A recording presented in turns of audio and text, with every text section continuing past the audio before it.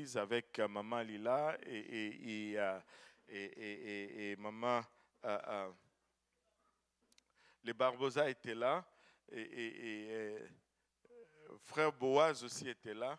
Mince. Et le frère Mutombo aussi était là. Mais avant tout cela, il y avait...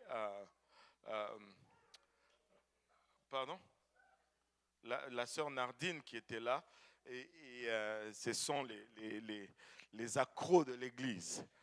Même lorsqu'il n'y a pas d'électricité, ils sont venus quand même à l'église. Il fallait faire quelque chose pour leur donner leur dose et puis... Alléluia. Mais n'est-ce pas qu'on aime servir Dieu?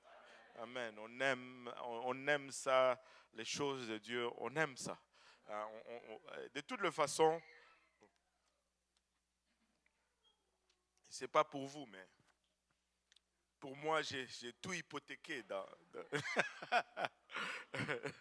Et c'est ça la vie, c'est le travail de Dieu. Alléluia. Il n'y a rien d'autre dehors. Amen. Donc, on va conclure la génération de Josué aujourd'hui, la 6e et dernière partie. Et on va voir des choses. Et je pense que ça va nous parler encore plus profondément aujourd'hui. Et je sais qu'on va sortir d'ici encouragé, motivé, marchant avec circonspection et voyant ce que Dieu, anticipant ce que Dieu va faire avec nous. Amen. Alléluia. Et quand je préparais la leçon, je l'ai préparée 2 fois. Aujourd'hui, j'avais un peu plus de temps. Je suis entré un peu plus en profondeur dans tout. Mais je sais que ça va parler particulièrement à quelqu'un. Et ça va parler à tout le monde. Mais le Seigneur m'a donné un nom en particulier aujourd'hui. Mais je veux pas dire c'est qui. Mais je veux juste vous dire, c'est ouvre le cœur. Et parce que Dieu va nous parler aujourd'hui. Et ça va être vraiment très bien. Ne vous inquiétez pas, ce n'est pas négatif, c'est positif. Parce que là, il va me réprimander. Non, même si Dieu te réprimande, c'est bon. Amen. Même s'il te réprimande, c'est correct. Mais ça va être positif. Ça va être une confirmation, ça va être une édification. Parce que le Seigneur veut faire quelque chose de particulier avec toi. Et très tôt, pas longtemps, mais c'est dans l'immédiat. C'est dans l'immédiat. Et c'est vraiment dans l'immédiat. Donc, on va s'élever, on va prier tous ensemble. Alléluia. Voilà. Je ne fais jamais cela, mais aujourd'hui, je vais demander au frère Mutombo de prier pour la parole. Alléluia.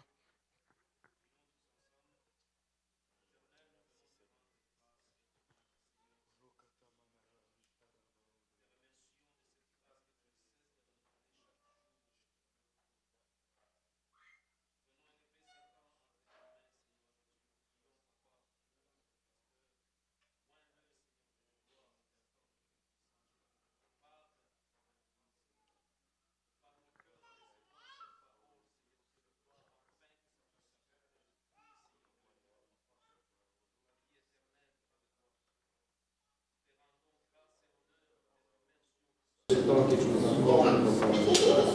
le nom précieux puissant de Jésus-Christ, nous avons ici. Nous au nom de Jésus. Alléluia. Battons nos mains pour le Seigneur alors que nous assoyons. Alléluia. Alléluia. Gloire au nom de Jésus.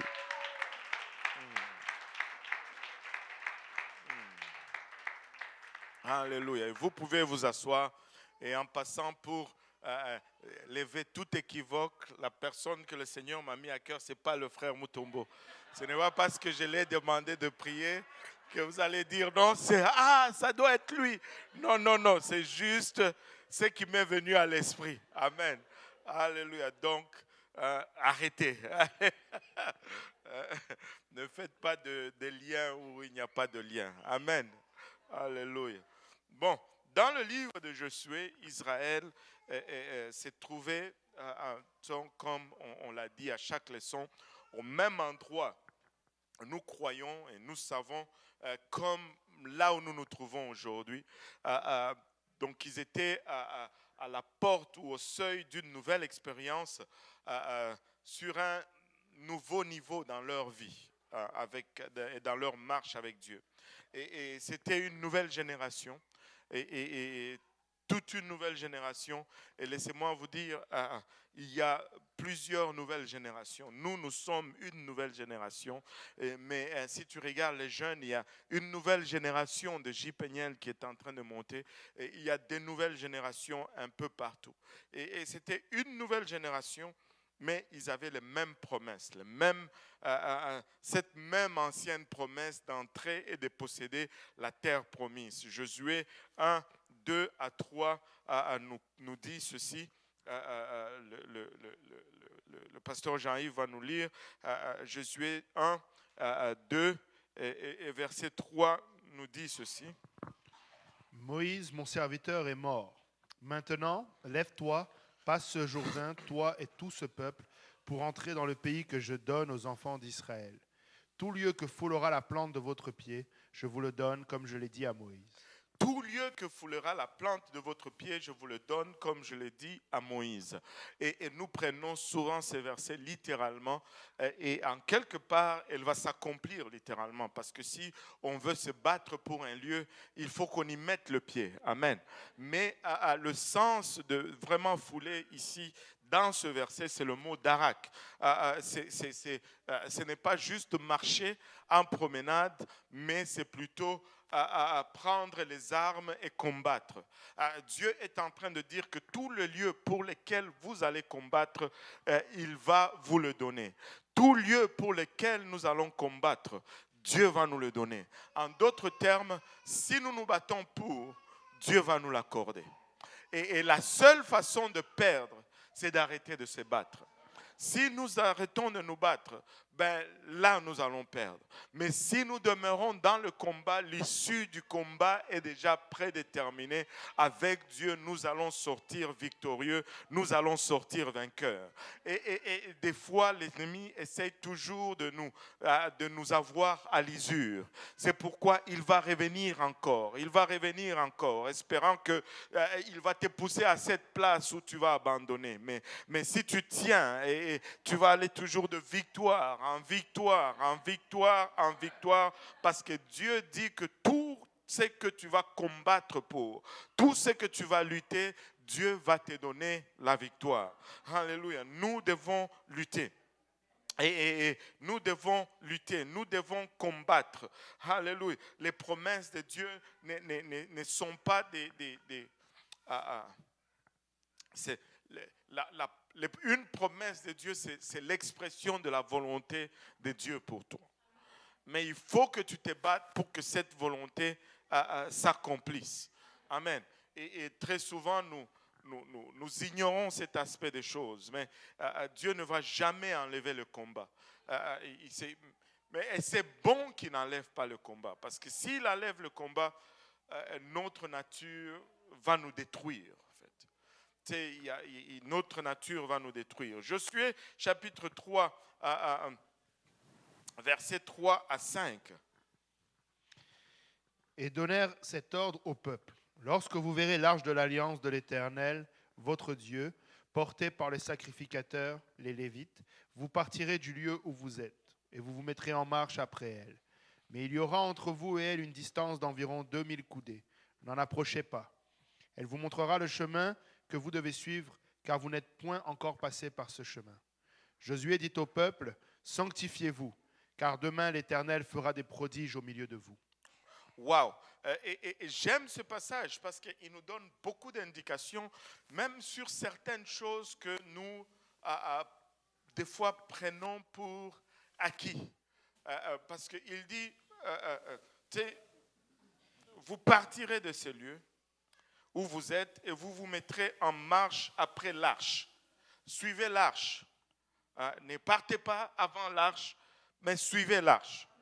On ne peut pas être en avant de Dieu. On ne peut pas être en avant de la parole de Dieu. Il faut suivre l'arche. Mais il y aura entre vous et elle une distance d'environ 2000 coudées. N'en approchez pas. Ne te colle pas. Mets la distance. Cette distance nous permet toujours de mieux percevoir, nous permet toujours de mieux nous aligner. Quand tu es collé dessus, c'est difficile de voir le chemin. Suis à distance et il dit, elle vous montrera le chemin que vous devez suivre car vous n'avez point encore passé par ce chemin. Nous ne sommes pas encore passés par le chemin que nous prenons aujourd'hui. Nous allons vivre des choses que nous ne connaissons pas. Mais nous n'aimons pas dire que nous ne connaissons pas. Nous voyons l'ignorance comme une diminution. Et comme si je ne connais pas, c'est comme si je suis moindre. Ça n'a rien à voir. Ça n'a rien à voir. Ne pas connaître, ce n'est pas la fin du monde. Je ne sais pas comment l'exprimer. Et en passant, les choses spirituelles ne nous sont pas connues. Les spirituels est inconnu. Et c'est pourquoi nous avons besoin de la direction de la parole de Dieu. Non seulement le spirituel est inconnu, mais le diable est tellement malin. Le diable est tellement malin. Moi, je vais vous raconter peut-être encore cette histoire, mais je l'ai déjà racontée. Aujourd'hui, je vais prendre un peu ma liberté parce que le jour du verglas, vous me devez encore 1 heure là. On doit... Alléluia. Amen, gloire à Dieu. Et vous savez, le diable est tellement malin et il est tellement subtil. Il est maître dans l'art de la contrefaçon. Et dans ce qu'il va te présenter souvent, il y a une part de vérité.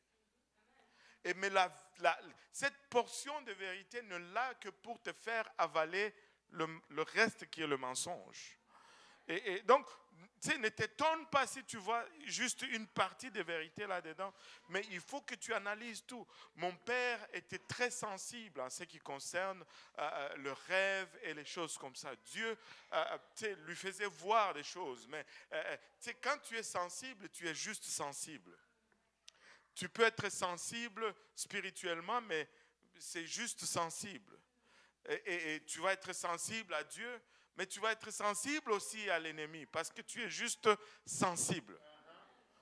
Et c'est tout.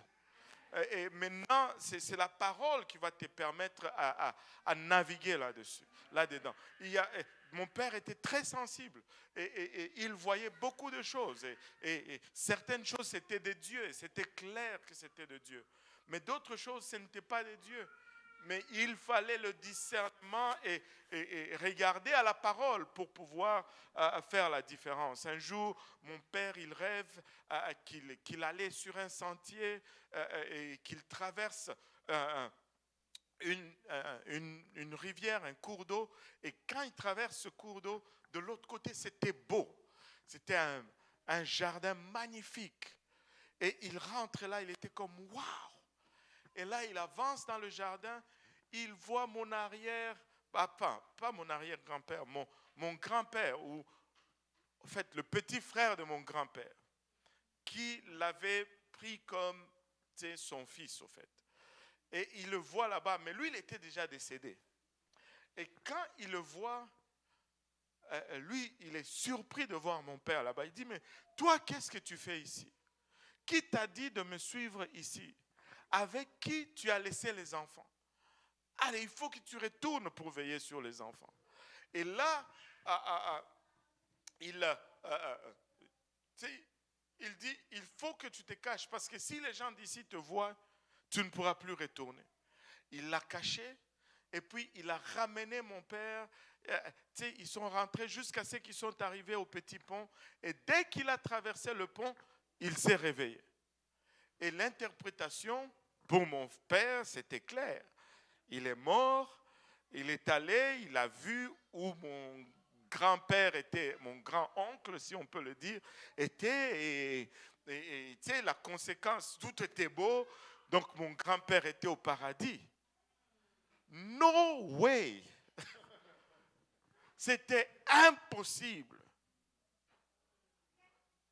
Mon grand-père était plongé dans la sorcellerie. Il ne pouvait pas. En tout cas, je ne suis pas en train de mettre quelqu'un en enfer, mais quand je regarde,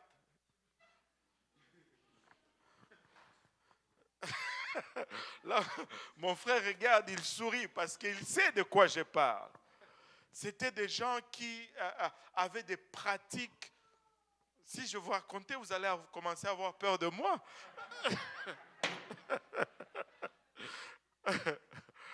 Alléluia, amen, gloire à Dieu. Et là, tu te dis, bon, pour mon père, il pouvait maintenant suivre tout ce que ce grand-père pouvait dire parce que il était au ciel ou au paradis. Et une fois, il a rêvé que il était sur un chemin. Oh non, c'était le même rêve. C'était le même rêve. Et quand il traverse, il lui donne un petit truc en peau d'animal. Il dit, prends ça. Et lui, quand il a pris ça, il s'est réveillé, il commençait à chercher son truc en peau. Il n'a pas vu, c'était le rêve. Et l'interprétation, c'est qu'il devait se faire ces trucs en peau d'animal que celui qui était au ciel lui a montré. Mais il s'est fait ces trucs en peau d'animal. Mais c'était une porte pour des tourments démoniaques comme pas possible. Anyway, le diable est subtil. Le diable est très subtil. Et très souvent, c'est si nous avons un penchant pour certaines choses, il va utiliser ces choses pour nous induire en erreur. Écoutez, ça doit être la parole de Dieu, la parole de Dieu, la parole de Dieu. Si ça ne s'aligne pas avec la parole de Dieu, on met ça de côté. On doit suivre, alléluia, l'arche. On ne connaît pas où on va, mais la parole de Dieu est notre guide. On ne sait pas, on n'est pas passé par ces chemins, mais nous n'allons pas être inquiets. Nous allons être juste rassurés dans la parole de Dieu. Notre ancre doit tenir ferme dans la parole de Dieu. Nous ne devons ni vaciller, ni à gauche, ni à droite. Et la parole de Dieu est puissante. Rappelez-vous de l'histoire. L'arche a été prise par les païens. Ils ont ouvert l'arche. Ils ont regardé qu'est-ce qu'il y avait.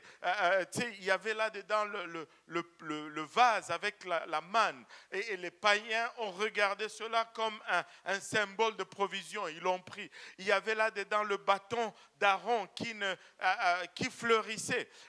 Ils ont regardé cela comme un symbole de puissance. Ils ont pris. Ils ont regardé. Il y avait là-dedans les tablettes avec l'écriture de la parole de Dieu. Ils ont regardé cela, c'était juste des tables en pierre, ils ont laissé. Et c'était la seule chose qui restait dans l'arche. Mais lorsqu'on a mis cette arche dans le temple, la parole de Dieu était assez. La parole de Dieu était suffisante. Alléluia. De sorte que même les sacrificateurs ne pouvaient, alléluia, faire leur service. Si nous avons la parole de Dieu, nous avons tout ce dont nous avons besoin. La parole de Dieu est suffisante. Amen. Alléluia. Et il dit, vous n'êtes pas passé par ce chemin encore.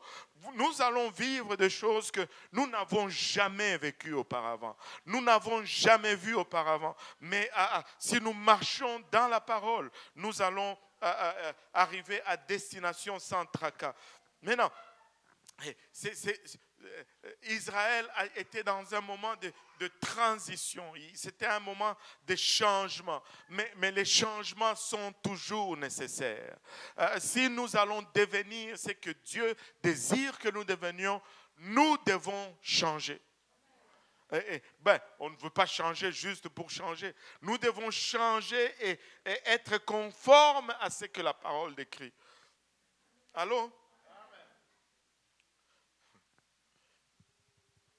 Je ne sais pas, mais je suis accroché un peu à cela. Ne suis pas quelconque inspiration. Suis la parole de Dieu. Suis la parole de Dieu. Maintenant, les changements sont nécessaires si nous voulons être ce que Dieu désire que nous soyons. Dieu a un plan pour chacun de nous. Alléluia. Et pour partir de là où nous sommes, aller là où Dieu veut que nous soyons, il doit y avoir une transition. Personne n'est né en étant déjà là où Dieu veut qu'il soit. Sinon, Jésus n'aurait pas eu besoin de venir. Allô? Nous avons tous besoin de passer de là où nous sommes à là où Dieu veut que nous soyons. Amen. Et le peuple d'Israël était à cet endroit-là où ils devaient faire une transition. Et leur transition était encore plus difficile dans ce sens qu'ils étaient marqués par plus de 400 ans d'esclavage. C'était des esclaves. C'était des gens qui ne connaissaient pas la guerre. Ils ont fait des briques pour 400 ans. Ils ont construit des bâtiments pour 400 ans. Mais du jour au lendemain, ça devait devenir des soldats. C'est comme tu prends des maçons, tu les envoies à la guerre. Waouh, quelle belle armée. Et leur mentalité devait changer. Ils ont erré pendant 40 ans dans le désert. Ils n'ont jamais possédé un lopin de terre. Vous savez, leur mentalité devait changer. Amen. Et notre mentalité doit changer. Je me rappelle, quand je suis arrivé ici, au début, j'étais toujours parmi les Congolais. Ça, c'est la pire des choses à faire. Enfin, je veux dire, pas les Congolais, mais laissez-moi finir mon idée. Amen. Si tu quittes ton pays, tu viens ici, tu ne fais que fréquenter les gens de ton pays, mais tu aurais mieux fait de rester dans ton pays. Amen. Parce que si tu fais cela, tous les problèmes que tu as fouillés là-bas, tu vas les retrouver ici. Quand tu viens ici, sors de ton goulag ou de, comment on dit ça, ne reste pas dans le ghetto de ton pays.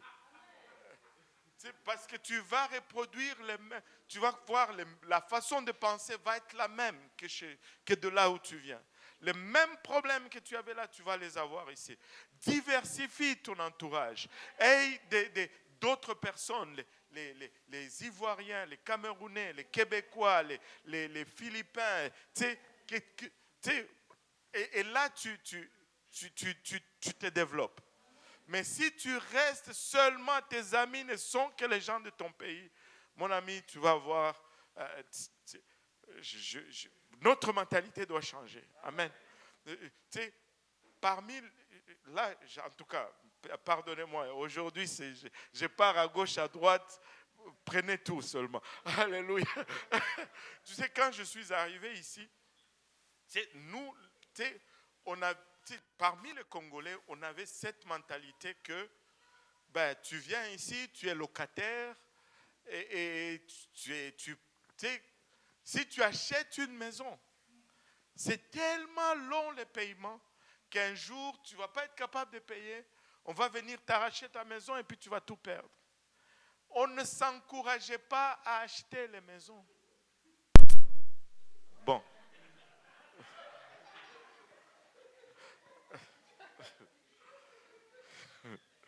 Ça doit confirmer que ce que je suis en train de dire est important. Les démons du système de son commencent à s'élever là. Et on ne s'encourageait pas. Je me rappelle, On est allé voir un nouveau 4,5 qui se construisait en 99. C'était 87 000 $.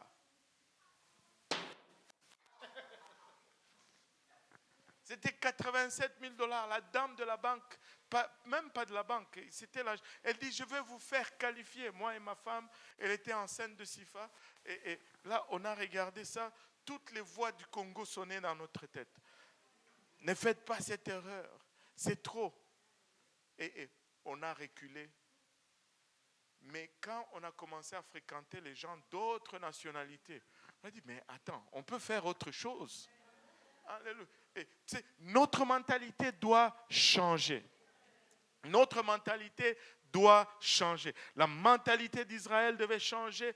40 ans dans le désert, ils n'avaient jamais possédé un lopin de terre. Et là, ils étaient à la porte de la terre promise. Alléluia, ce n'était pas étonnant que face au défi, ils ont eu peur. Ils ont fait marche arrière. Mais laissez-moi vous dire, Dieu veut faire de nous des conquérants et non des esclaves. Dieu veut faire de nous, alléluia, des vainqueurs et non des vaincus. Dieu veut faire de nous, alléluia, ceux qui s'élèvent et qui prennent possession. Alléluia. Et Dieu a commencé à changer leur mentalité. Dieu a commencé à changer leur façon de penser. Et ils devaient passer d'esclaves à conquérants. Alléluia. Et rentrer dans cette terre promise ne signifiait pas la fin de leur galère ou la fin des batailles. L'entrée dans la terre promise, ils ont eu des victoires en Égypte. Ils ont eu des victoires dans le désert. Mais ces victoires dans le désert, ces victoires en Égypte n'étaient pas aussi significatives que les victoires qu'ils ont eues dans la terre promise.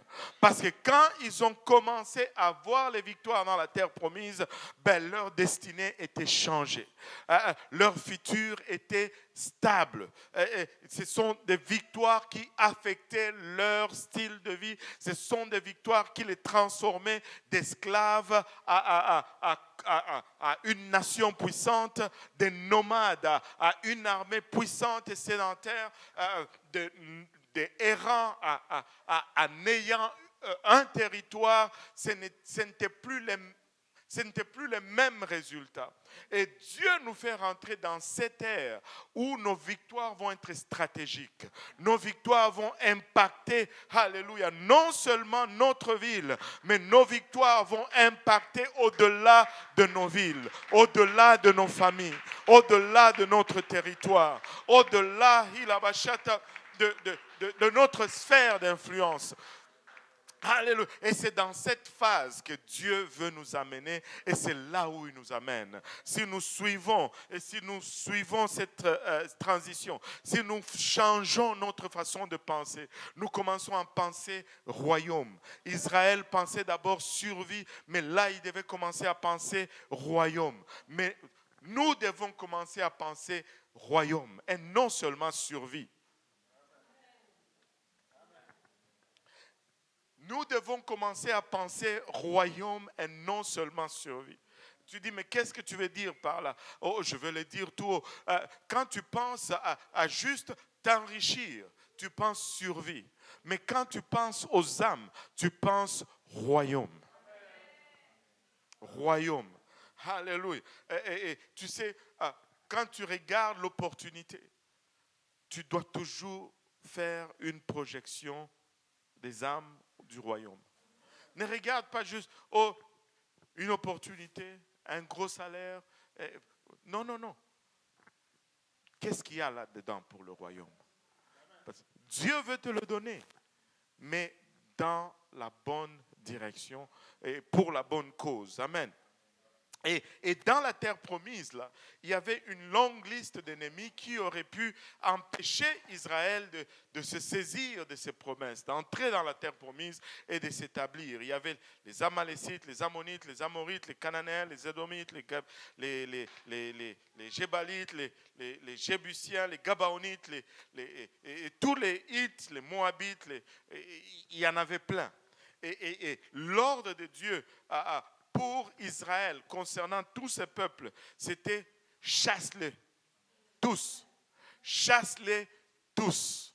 Chasse-les tous. Regardez, Nombre 33, 51 à 53, Dieu donne instruction à Israël concernant tous les peuples qui habitaient la terre promise. Toutes ces choses qui étaient là pour empêcher Israël de prendre ses promesses. Nombre 33, 51 à 53. Parle aux enfants d'Israël Ah, et dis-leur, lorsque vous aurez passé le Jourdain et que vous serez entrés dans le pays de Canaan, vous chasserez devant vous tous les habitants du pays. tous les habitants du pays. Vous détruirez toutes leurs idoles de pierre. Vous détruirez toutes leurs images de fonte et vous détruirez tous leurs hauts lieux. Vous prendrez possession du pays et vous vous y établirez, car je vous ai donné le pays pour qu'il soit votre propriété. Vous chasserez tous les habitants du pays. Vous savez, ces choses étaient là pour empêcher, ces peuples étaient là pour empêcher Israël de prendre toutes ses promesses. Écoutez, peuple de Dieu, nous devons rentrer dans la révélation. Tout ce que Dieu nous donne comme commandement, là, ce n'est pas pour rendre notre vie compliquée. C'est pour nous faire posséder toutes ces promesses. Mais si nous commençons à dire, ok, nous allons chasser seulement certains ennemis et certains autres, on va les garder, ben ça va être à notre détriment. Parce que ces choses vont nous empêcher de prendre possession de tout ce que Dieu a en réserve pour nous. Nous ne pouvons pas vivre pour Dieu à moitié. Nous ne pouvons pas vivre pour Dieu à 3/4. Nous ne pouvons pas vivre pour Dieu à 9/10. La seule façon de vivre pour Dieu, c'est à 100%. Si ce n'est pas à 110% ou à 120%. Nous devons être tout dedans. Alléluia. Quand Dieu le demande, on le fait. Mais quand on commence à dire, on chasse ceci, on laisse, on est en train de laisser des gabaonites au milieu de nous.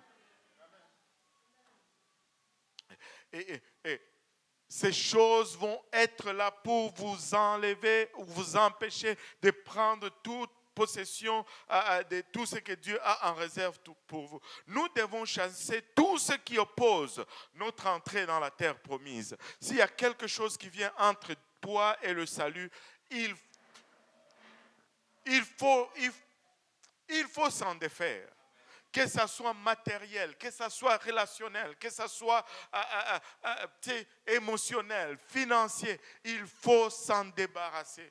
Il faut s'en débarrasser, sinon on ne se saisit jamais de toutes les promesses de Dieu. Et Dieu est en train de dire en d'autres termes, s'il nous dit chassez-les tous, c'est parce qu'il sait que nous pouvons les chasser tous.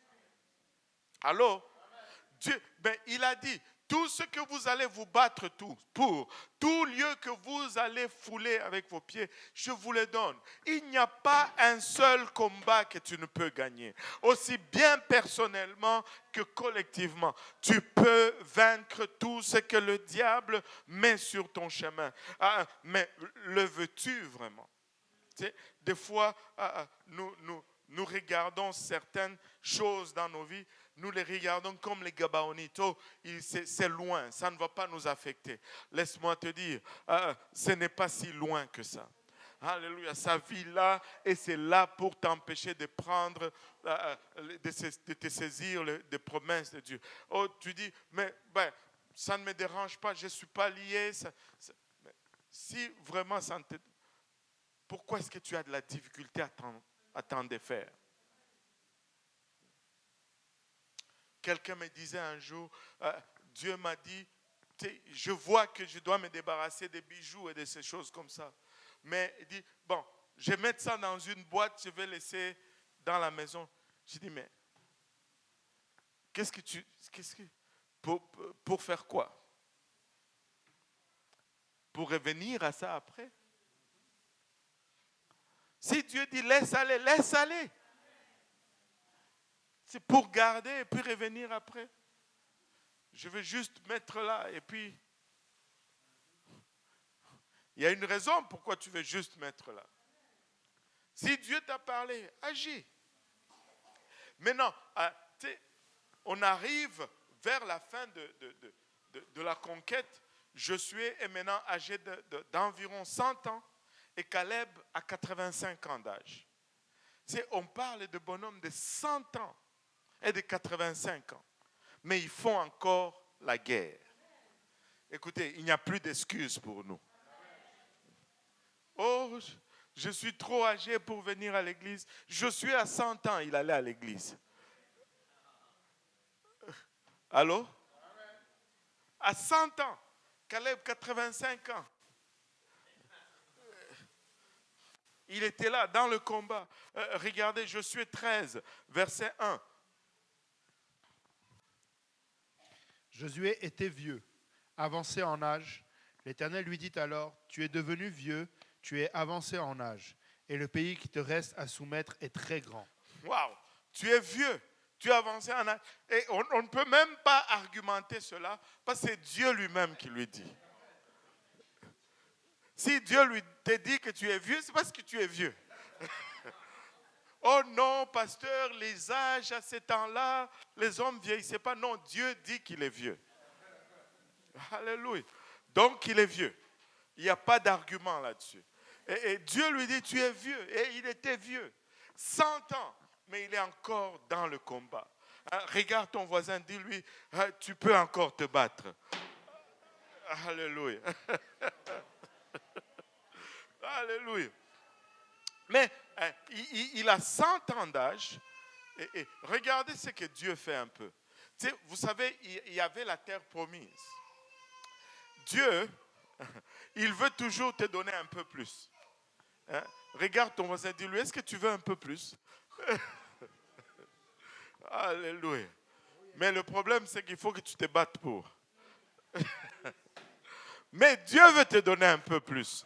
Regardez, il dit à Josué, il demande littéralement à Josué, la terre promise était limitée, mais il demande littéralement à Josué d'inclure même les territoires au-delà des frontières de la terre promise. Et regardez ce qu'il lui dit dans Josué 3, verset 6. Et Josué dit au sacrificateur, portez l'arche et passez devant le peuple. Oh, je pense que j'ai mal. Oh non, non, non, non, non, non, non, non, non.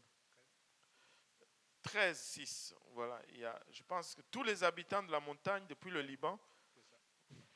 Tous les habitants. Un qui est disparu là de maintenant. Tous les habitants de la montagne, depuis le Liban jusqu'à Phéroth, Maïm, tous les Sidoniens, je les chasserai devant les enfants d'Israël. Donne seulement ce pays en héritage par le sort à Israël, comme je te l'ai prescrit. Waouh! Et là, tu dis, est-ce que oui, c'était en dehors des territoires. Et c'est pourquoi il dit, donne seulement. Hein. C'est comme un ajout. Tu sais, ne t'inquiète pas, donne-le seulement en territoire et je vais vous le donner. Même ce qui est au-delà, alléluia, de ses promesses. Il dit, si tu te bats pour, je te le donne. Si tu vas après, je te le donne. Écoutez, Dieu veut te donner plus que ta famille. Dieu veut te donner au-delà de ta famille. Tu peux le demander. Alléluia. Réclame-le et il va se battre pour. Si tu te bats pour, il va te le donner. Et regardez, il y a quelque chose ici. Après, Josué a 100 ans, Caleb a 85 ans, et Caleb va voir Josué. Ils ont fait la conquête partout. Il s'est battu pour tous les autres. Mais après, il va frapper à la porte de Josué. Il dit, Dieu m'a fait une promesse. Regardez, Josué 14, on va lire 11 et 12. Caleb savait ce qu'il voulait. Il a laissé les autres se battre, mais lui, il avait son regard à un endroit. Je suis encore vigoureux. Comme 85 ans, il dit, je suis encore vigoureux. Alléluia. Regarde ton voisin, dis-lui, tu es vigoureux. Il n'y a personne qui a 85 ans ici. Alléluia. Tu es encore vigoureux. Alléluia. Comme 14, au jour où Moïse m'envoya. J'ai autant de force que j'en avais alors, soit pour combattre, soit pour sortir et pour entrer. Waouh! Il dit, comme il y a 40 ans en arrière, j'ai encore cette force. Du temps de Moïse, j'ai encore cette force. Je suis encore capable. Et continue, verset 12. Donne-moi donc cette montagne. Donne-moi donc cette montagne. dont l'Éternel a parlé dans ce temps-là. Car tu as appris alors qu'il s'y trouve les Anakim et qu'il y a des villes grandes et fortifiées.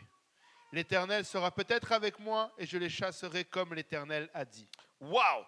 Et regarde, il dit, donne-moi cette montagne. Tu sais, Caleb n'a pas choisi une partie facile. Il n'a pas choisi un territoire facile à conquérir. Et il dit, il y avait quelque chose en lui là. Et on va le voir. Et il dit, d'abord c'est un terrain montagneux. Déjà tu es en désavantage quand tu veux attaquer une montagne. Parce que l'ennemi est en hauteur et il te voit venir de loin. Le terrain est accidenté. Il faut que tu fasses l'effort de monter et l'effort de te battre. Mais il dit, moi je veux la montagne. Mais qu'est-ce qu'il y avait au sujet de ce territoire que Caleb le désirait tant?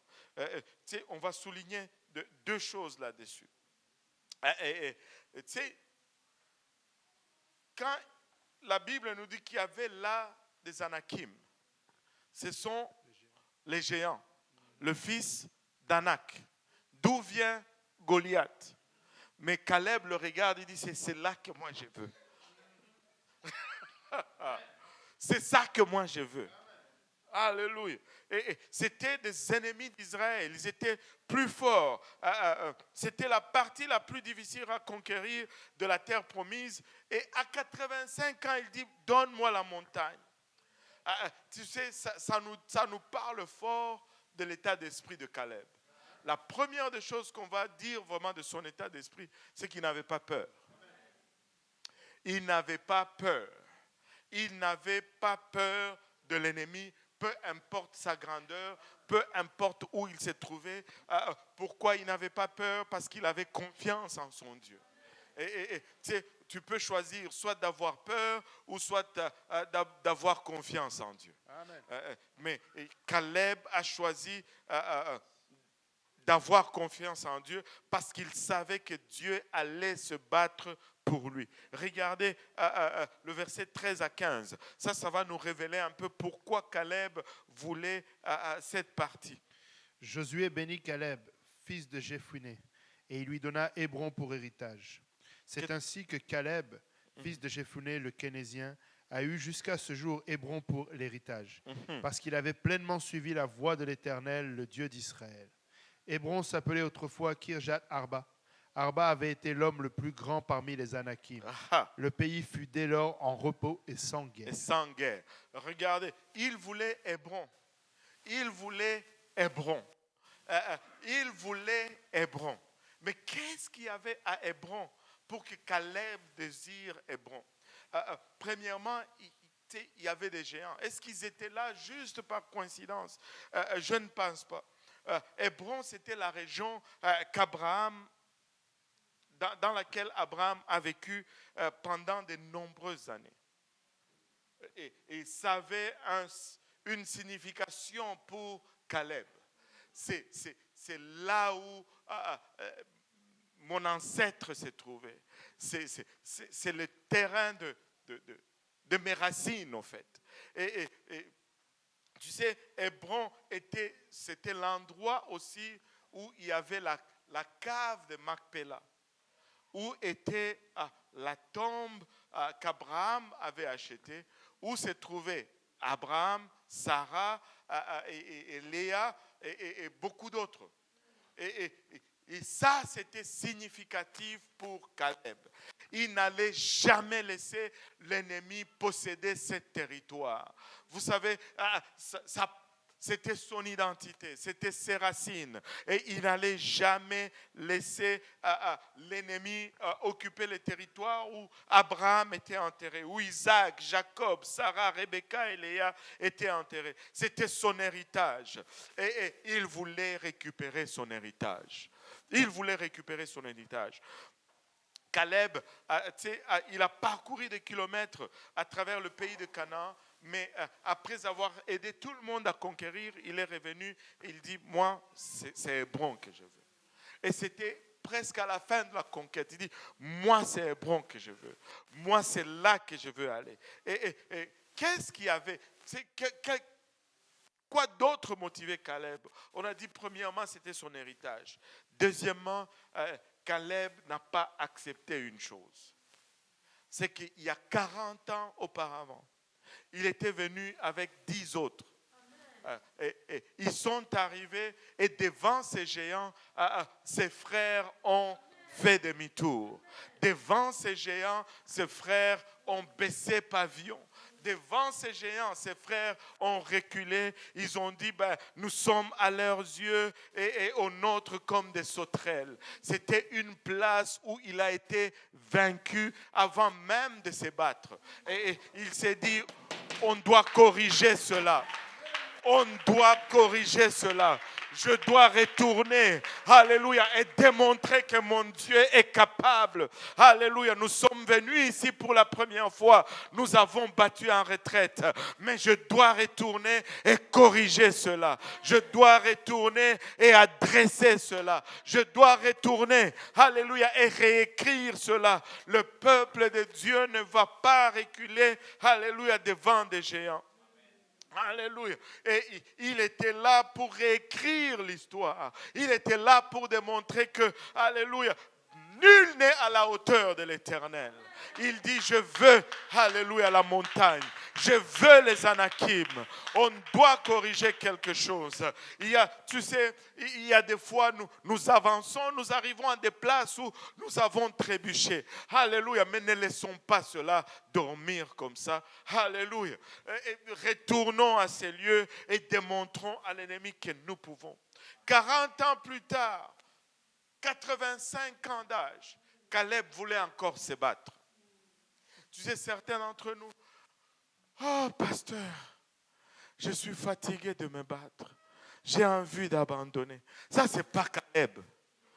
Alors, ça, ce n'est pas notre génération.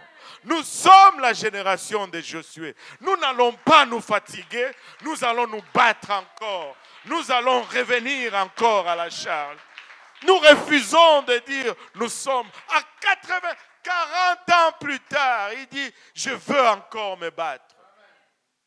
Oh Seigneur Jésus.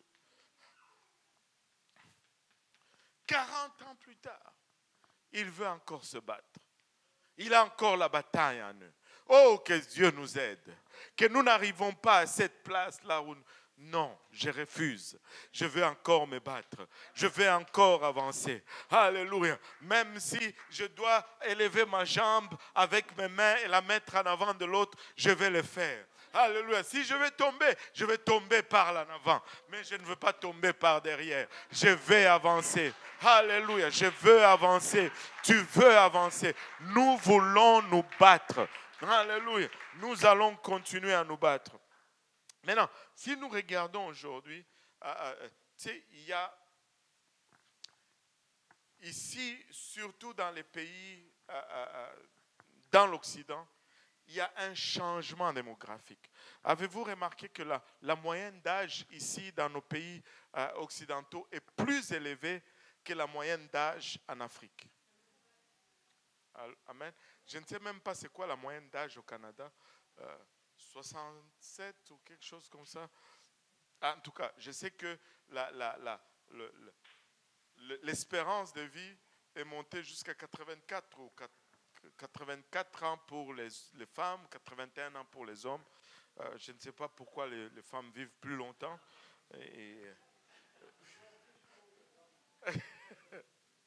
Alléluia. Alléluia. Amen. Gloire à Dieu. On va laisser ça là. 42 pour les hommes? 42, ok. Donc, techniquement, et pour la femme canadienne? Hommes et femmes confondus. Ouais, l'espérance de vie, c'est ça. Ah, la moyenne d'âge, c'est combien? 42 ans? Hey, on meurt jeune quand même ici. Je sais que... Ah, c'est la moyenne d'âge. Ok.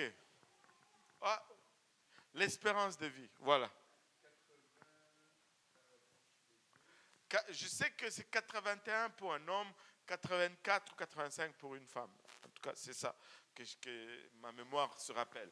Mais anyway, tu sais, à cause du changement géographique, l'avancement de la technologie, de la médecine, l'espérance de vie a augmenté. Mais nous avons même aujourd'hui une nouvelle science qu'on n'avait pas dans l'ancien temps, qui s'appelle la gérontologie ou la gériatrie. Amen. Ceux qui sont des infirmiers, je les vois tous secouer la tête. Amen. Et ça étudie le processus de vieillissement. C'est une science qui étudie comment on vieillit. Il y a de ces sciences. Et ça nous dit que le vieillissement est une combinaison de changements biologiques qui semblent se produire de façon inévitable et qui sont irréversibles avec le passage du temps. Donc, arrête de prier, tu vas vieillir. Tu peux manger toute la salade que tu veux. Tu vas finir par vieillir. Tant qu'à faire, prends du plaisir en vieillissant. Mange ta viande.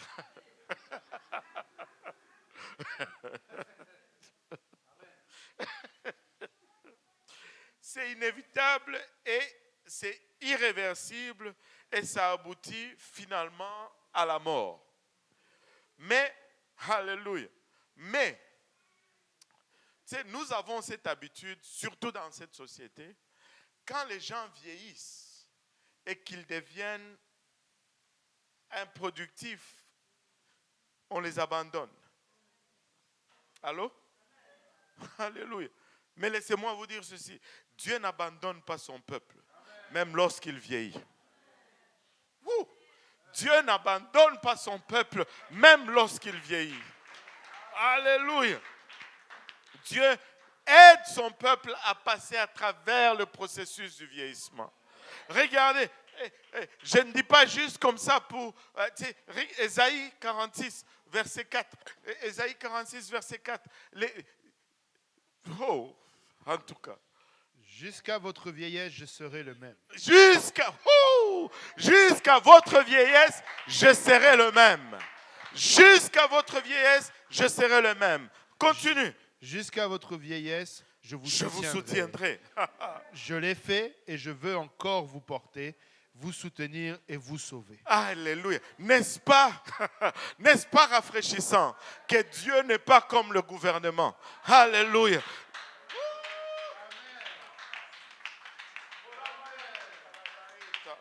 Même dans notre vieillesse, il nous soutient. Même dans notre vieillesse, il ne change pas.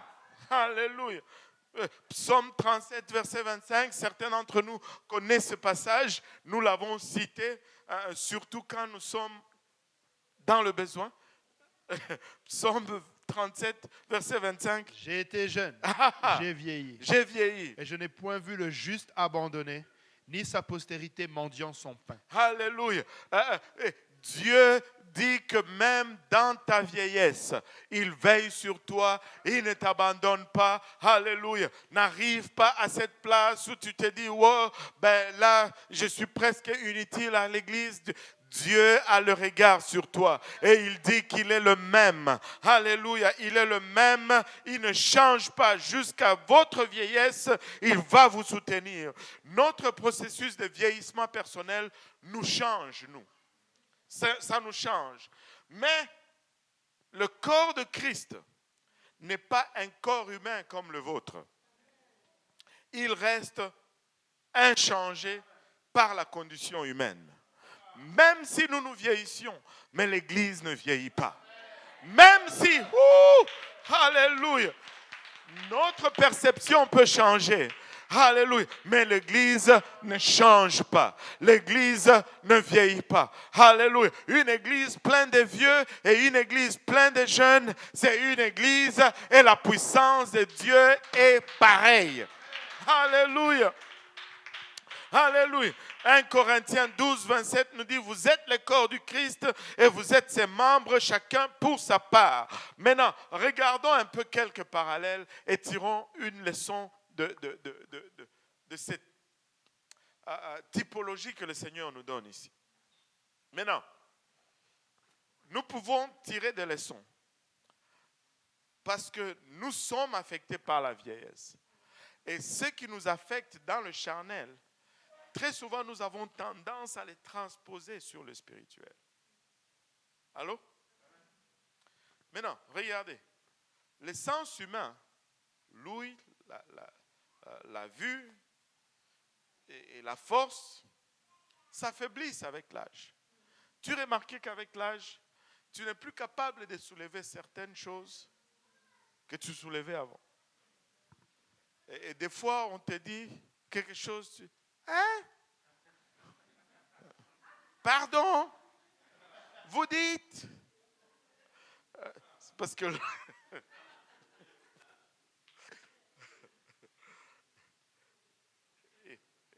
et tu commences à vouloir, quand c'est un tic. Tu lisais dans le... Mais là, quand tu commences à faire cela, tu as passé un certain âge.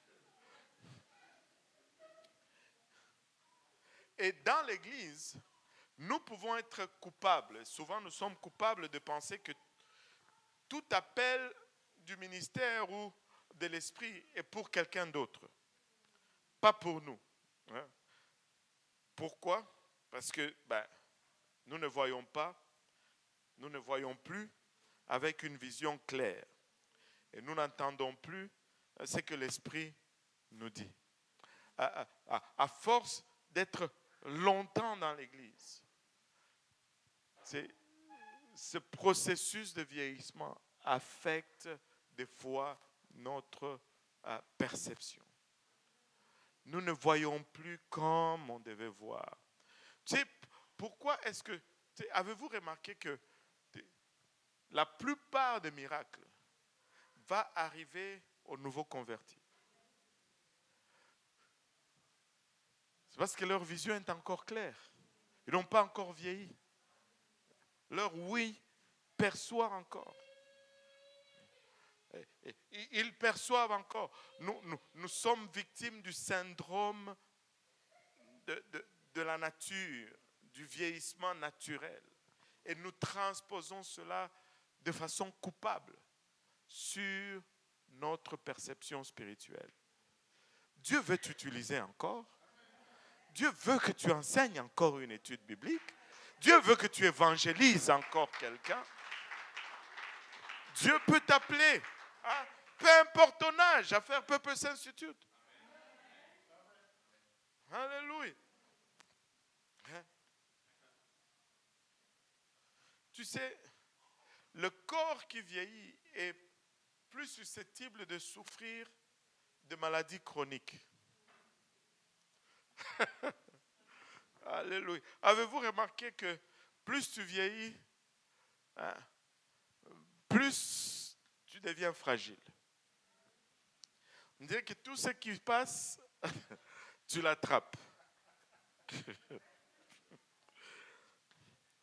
Et les maladies vont apparaître comme ça sporadiquement tout au long de la vie.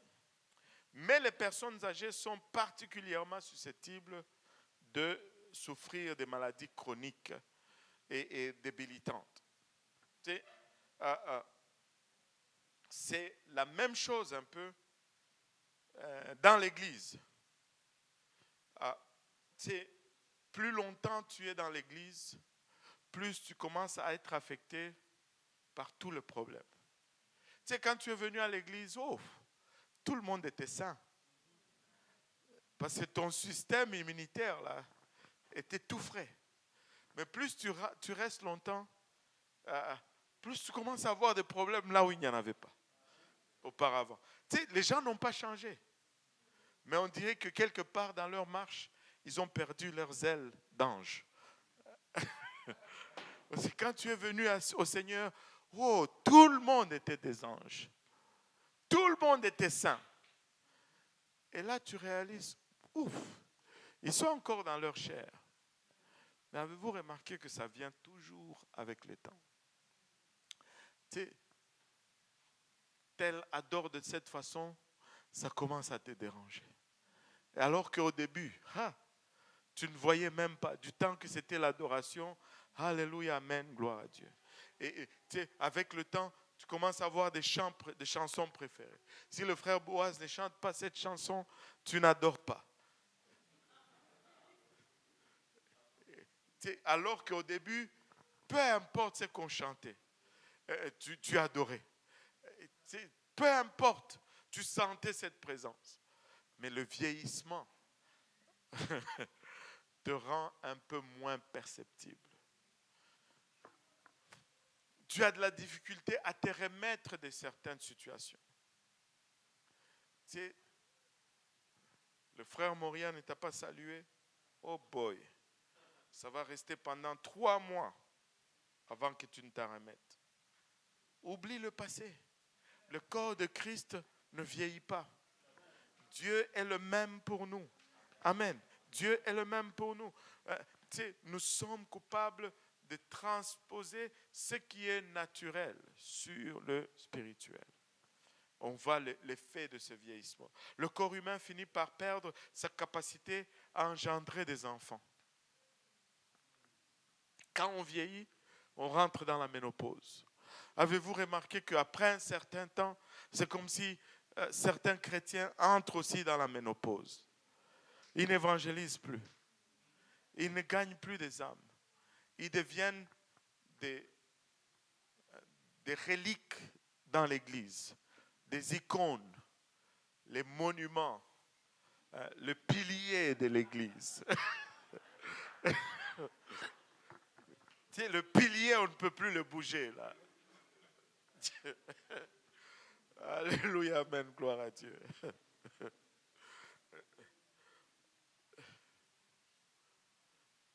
Tu sais, des années de culture de l'Église nous isolent de l'évangélisation. Nous rentrons dans la ménopause spirituelle. Mais nous ne voulons pas cela. Amen. Nous devons nous garder de la tentation de transformer l'Église. Tu sais, l'Église n'est pas une institution pour nous servir les uns les autres. Hein?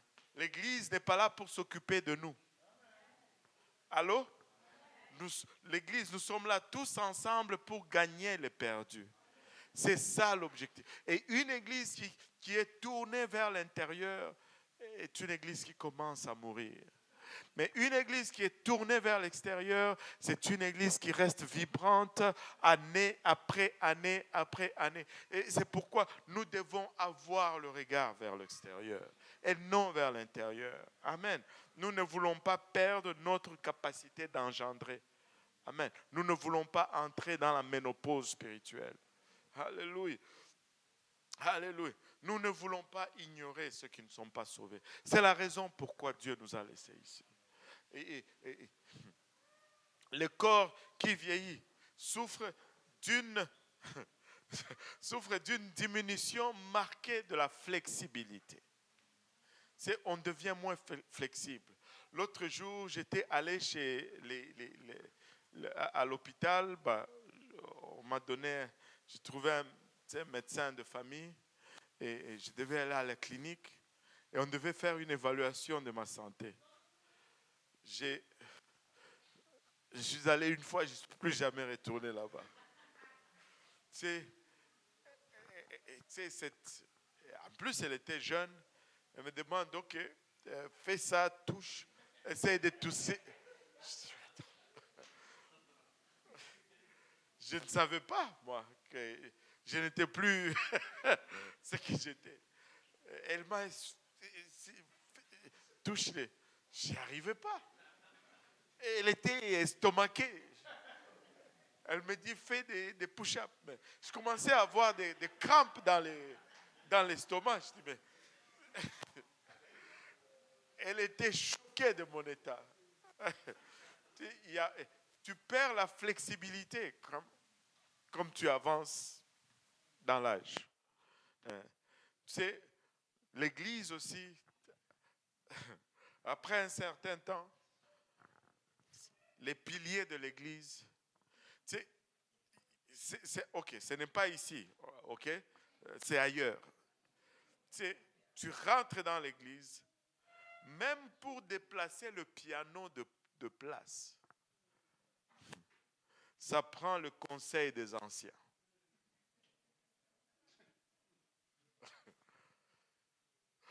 Non, nous, on l'a toujours fait comme ça. On ne veut plus rien changer. Nous ne voulons pas arriver à cette place où nous ne sommes plus capables. On ne parle pas de changer la doctrine, mais nous pouvons être accommodants pour gagner le nouveau qui vient. Et surtout de nos jours, il y a des gens qui viennent. Dans l'ancien temps, on parlait même un peu du Seigneur à l'école. Aujourd'hui, ce sont les drag queens qui lisent les livres à l'école.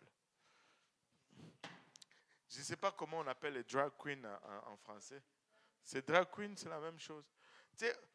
Les gens que nous allons gagner aujourd'hui là n'ont aucune notion. C'est-à-dire, même la fondation là, il faut creuser, il n'y a rien. Donc nous ne pouvons pas juste faire comme si. Nous devons être flexibles. Et nous devons être prêts à investir un peu plus de temps avec les gens. Tu ne peux pas juste aller et dire tu dois te repentir parce que sinon tu vas aller en enfer. Il va te dire moi c'est là où je vais aller. Parce qu'on lui a dit que l'enfer c'était le fun. Allô? Alors, nous devons être flexibles. Nous ne devons pas juste être avec le temps, nous voulons garder notre flexibilité.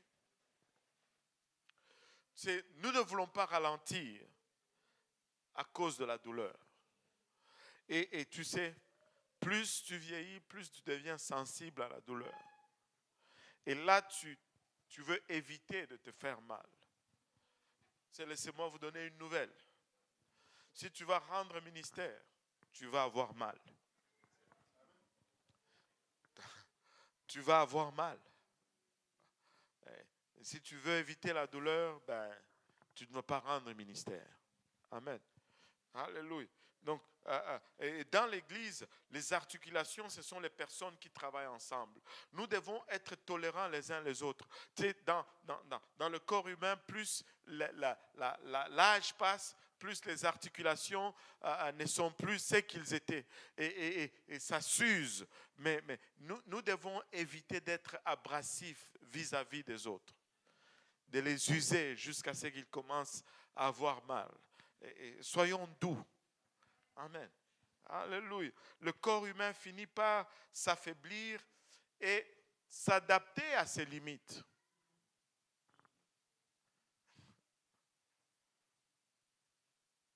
Tu sais, le corps affaibli va porter les cicatrices de la vie. Mais le corps du Christ est éternellement jeune. Et nous ne devons pas transposer cet affaiblissement naturel dans un jour tu étais en feu pour le Seigneur et aujourd'hui je suis vieux maintenant. Non. On continue. Le corps du Christ est toujours jeune. On ne va pas s'imposer des limites à cause de l'âge. Notre seule limite que nous allons avoir, vraiment, c'est l'Esprit de Jésus-Christ qui travaille en nous. Et nous allons nous limiter. La seule limite que nous allons nous imposer, c'est notre état d'esprit. Si nous restons enthousiastes et positifs, Dieu va nous utiliser encore. Alléluia. Et parce que lui n'a pas de limite. Le chef de l'Église n'a pas de limite. Dieu n'est pas limité. Et si nous nous imposons des limites, c'est nous-mêmes. Regardons Josué 24, 27 à 28. Et Josué dit à tout le peuple, « Voici, cette pierre servira de témoin contre nous, car Elle a entendu toutes les paroles que l'Éternel nous a dites. Elle servira de témoin contre vous, afin que vous ne soyez pas infidèles à votre Dieu.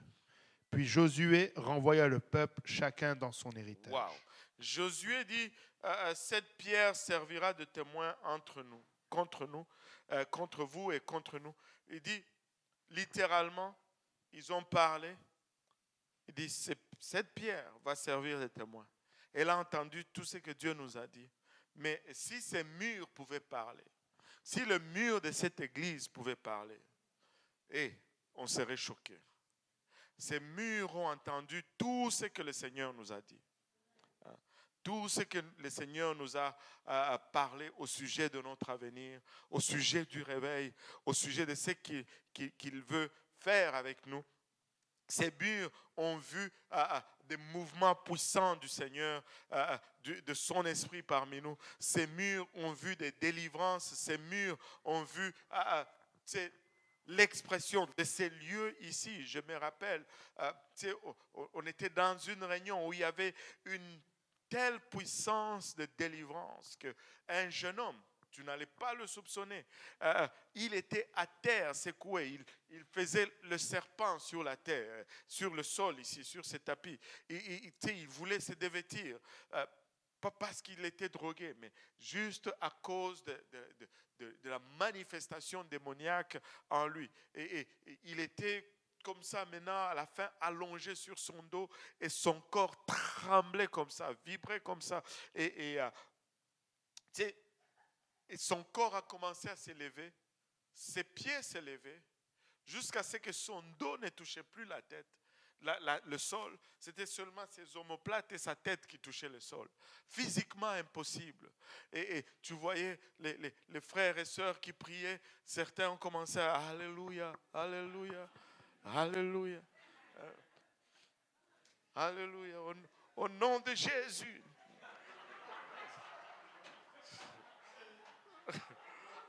Le sang, Alléluia.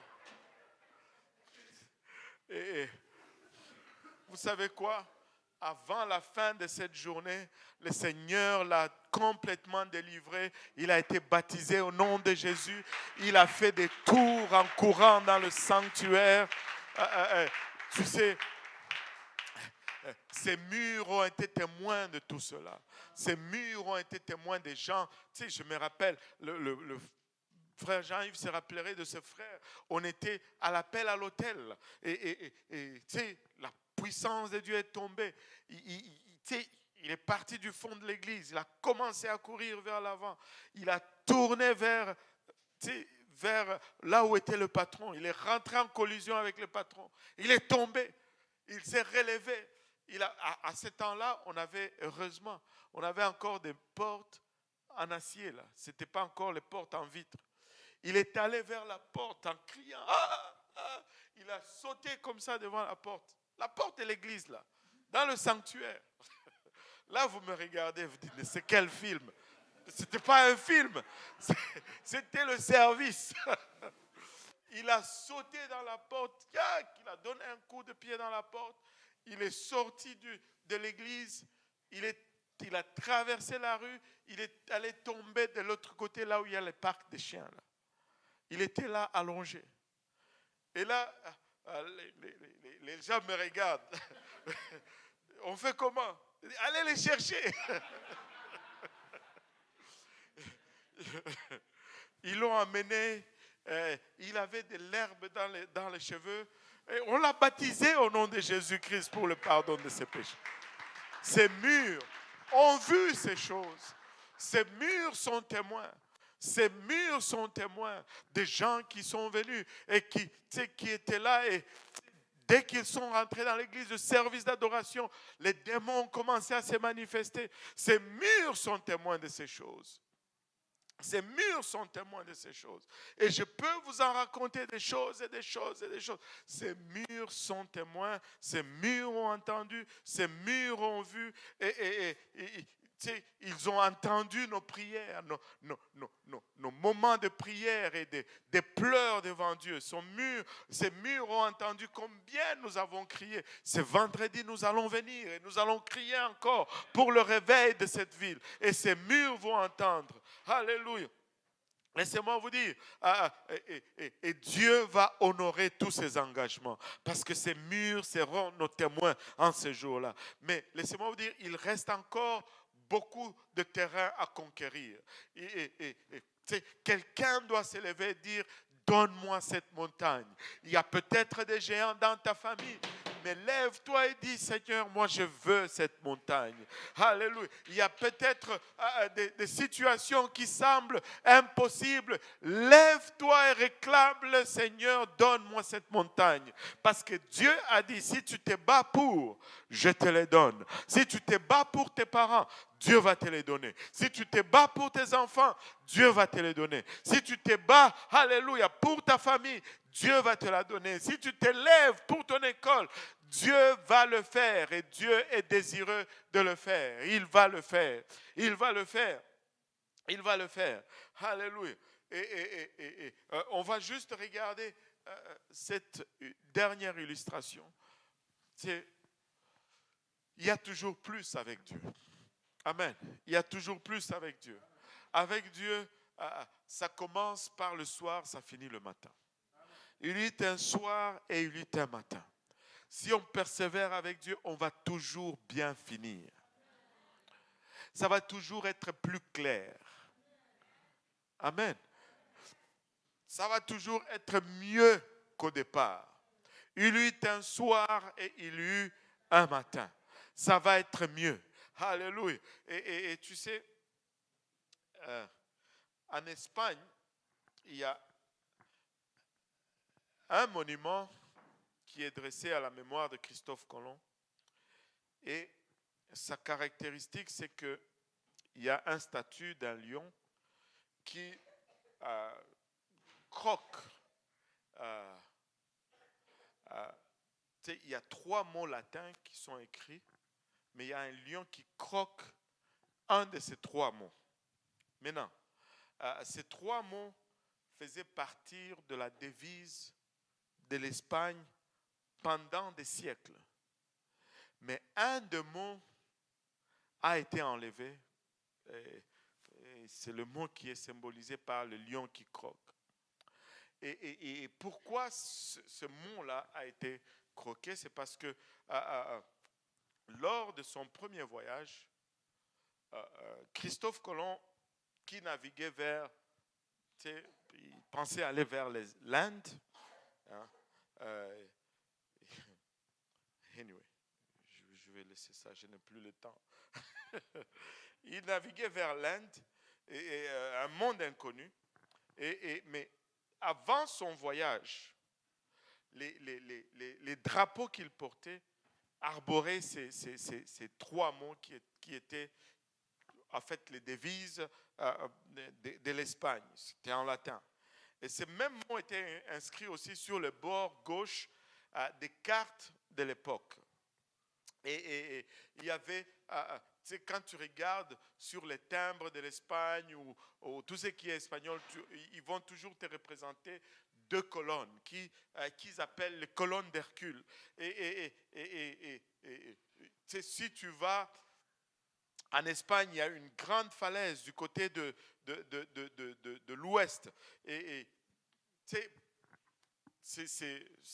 On appelle cela les collines de Gibraltar. C'est comme la fin pour eux. Et pour longtemps, ils ont regardé cela comme étant les limites. Et sur ces colonnes d'Hercule, sont écrits ces mots latins. Moi, vous allez pardonner mon latin. En grec, je peux encore me débrouiller, mais en latin, c'est pas mon fort. Ça dit nec plus ultra. S'il y a quelqu'un qui a fait le latin ici? Non, il n'y en a pas. Alléluia, amen, gloire à Dieu. Nec plus ultra. Et ça veut dire, si on le traduisait en français, on dirait plus rien au-delà. plus rien au-delà. Parce qu'ils considéraient que c'était là la fin de ce qui était monde, au fait. Et au-delà, c'était juste de l'eau. Il n'y a plus rien au-delà. Tu ne peux pas aller plus loin que cela. Et quand Christophe Colomb est allé et qu'il est retourné et qu'il a découvert qu'il y avait un autre monde, il y avait maintenant un problème avec cela. Il y avait maintenant un problème. Donc, ils ont dû enlever les necks. Et maintenant, c'est tout simplement plus ultra. Plus ultra. Et qui signifie littéralement, en français, il dit plus ultra.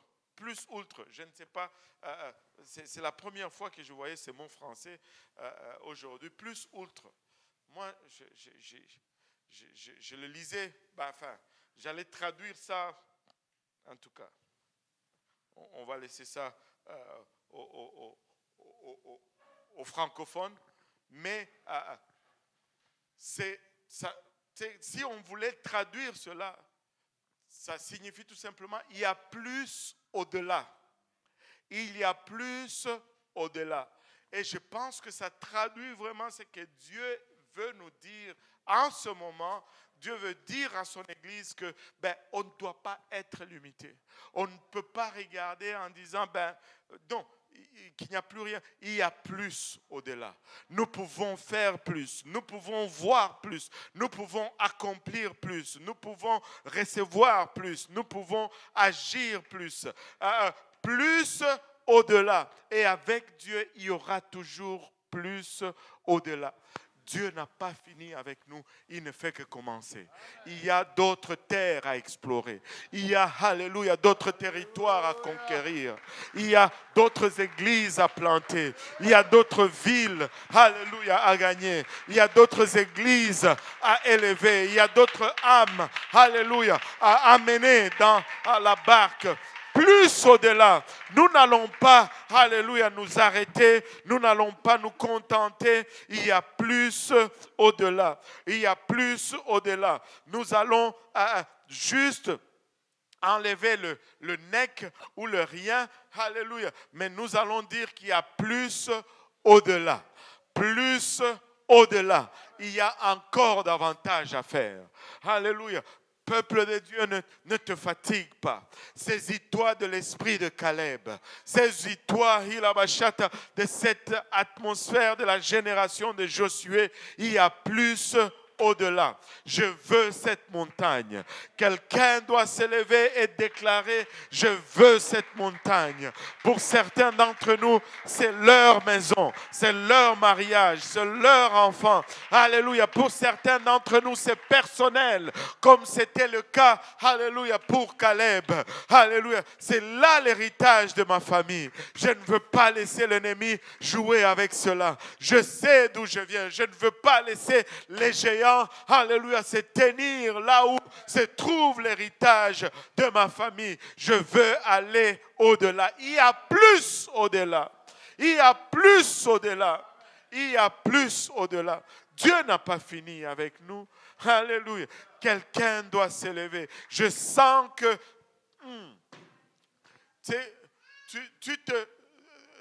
tu es là et tu te dis, Dieu veut juste faire plus avec toi. Ça n'a rien à voir avec ton âge, ça n'a rien à voir d'où tu viens, ça n'a rien à voir avec ta culture ni tes capacités, mais si tu te rendais seulement disponible, alléluia, si tu mettais juste ça sur l'autel de Dieu, ne regarde pas d'où tu viens et essayant de déterminer où tu vas. Non, non, non, non, non, non, non. Alléluia. Ça n'a rien à voir. Ça n'a rien à voir. Ça a tout à voir avec le désir de ce Dieu qui n'a pas de limite et qui veut faire avec ta vie, qui veut faire avec toi. Si tu te levais et que tu te dressais, Dieu va le faire. Si tu te bats pour, Dieu va te le donner. Tu te dis, mais je me suis battu. Et regarde, Caleb avait 85 ans. Et à 85 ans, il commençait une nouvelle guerre. Tu peux commencer une nouvelle guerre. 85 ans d'âge. Il dit, je veux cette montagne. 85 ans d'âge. S'il était au Québec, il allait déjà être 20 ans dans la retraite. 20 ans dans la retraite. S'il était en France, ça allait être encore plus tôt. C'est quoi, 22 ans dans la retraite déjà? C'est quoi, 63 maintenant? 60.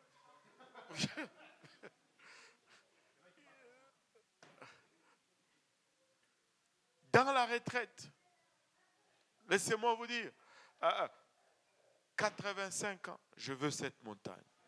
Alléluia. Y a-t-il une montagne dans ta vie? Et laisse-moi te dire, s'il y a une montagne, c'est juste une opportunité pour Dieu de montrer ses muscles et de montrer de quoi il est capable. Alléluia. Écoutez.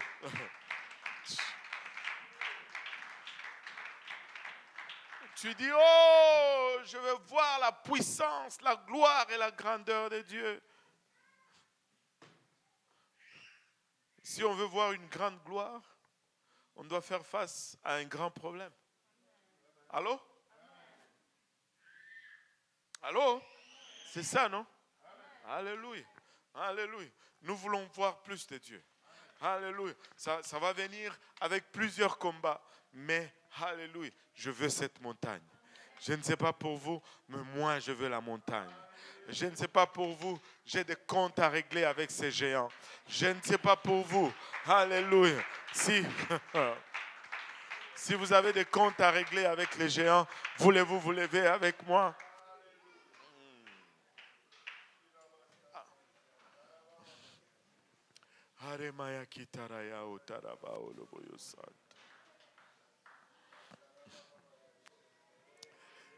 Avons-nous une génération de Josué ici? Avons-nous une génération de Caleb? Pouvons-nous alors élever nos voix vers le trône de Dieu et déclarer des choses? Alléluia. Tu dois les déclarer par toi-même. Alléluia. Tu dois les déclarer par toi-même. Caleb a réclamé lui-même la montagne. Ce n'est pas Josué qui a pointé la montagne à Caleb. Déclare-les, alléluia. Déclare-les par toi-même. Déclare-les par toi-même. Milabashata. Oramaya ketaraya utaraba oloboyo sanda. Koromaya itaraba oloboyo sanda. Ikotomana utaraba oloboyo sanda. Koremaya etaraba oloboyo sataraba ira. Maya etaraba oloboyo sataraba oloboyo sanda. Ikotomana ya itaraba oloboyo sandaraba hele. Oromaya kitaraba ya otaraba oloboyo sanda. Jésus. Alléluia, déclare-le, réclame ta montagne. Alléluia, réclame ta montagne. Ilabashata. Oromaya kitaraya eta.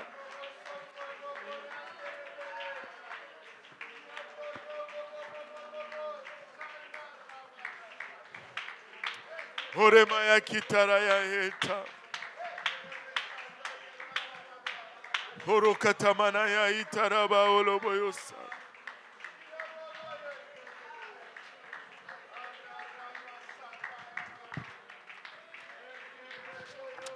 Oromaya kitaraya utaraba oloboyosa.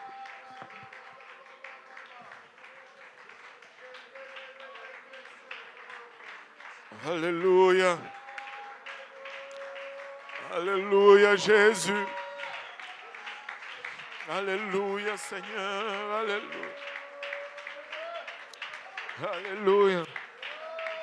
Alléluia. Dieu ne t'abandonne pas dans ta vieillesse. Alléluia. Alléluia. Dieu ne t'abandonne pas. Il a bachata. Peu importe le temps que tu as fait dans l'église, Dieu peut agir encore. Il peut agir à frais.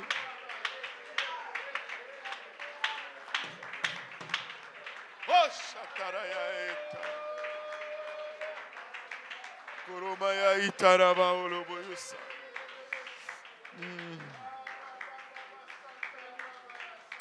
Oh, gloire au nom de Jésus. Gloire au nom de Jésus.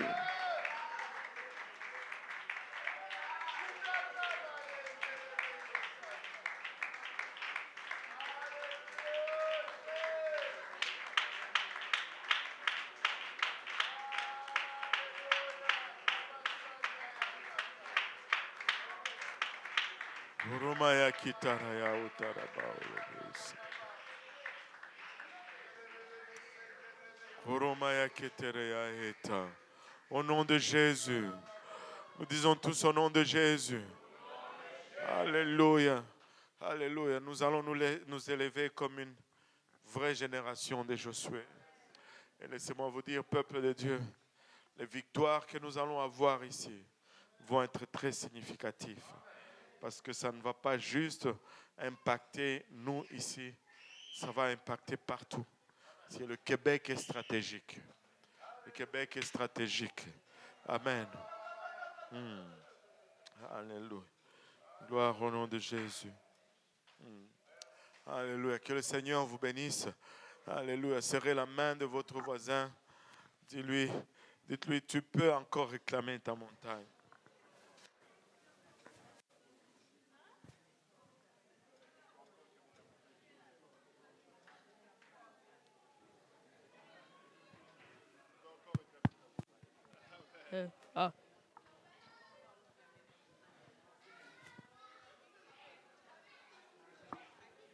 Bonjour, monsieur David.